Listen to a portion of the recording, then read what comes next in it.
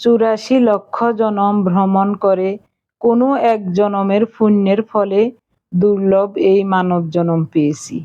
এই মানব জনমটাকে সার্থক করার জন্য আমরা সবাই কত রকমের চেষ্টা করে যাচ্ছি। এই সার্থকতা এক একজনের কাছে এক এক রকম। আমার কাছে এই মানব জনমের সার্থকতা হলো সবাইকে নিয়ে সুখে শান্তিতে ডাল ভাত খেয়ে সম্মানের সহিত বেঁচে থাকা।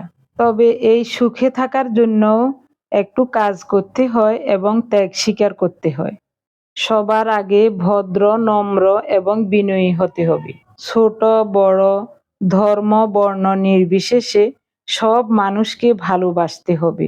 মা বাবা, শ্বশুর শাশুড়ি এনাদেরকে যথাযোগ্য মর্যাদা দিয়ে সম্মানের সহিত নিরাপদে রাখতে হবে। এরপরে স্বামী সন্তান নিয়ে সংসারে নিরাপদে সুখে শান্তিতে জীবন অতিবাহিত করতে পারবেন। আমার নিজের জীবন থেকে নেয়া অভিজ্ঞতা।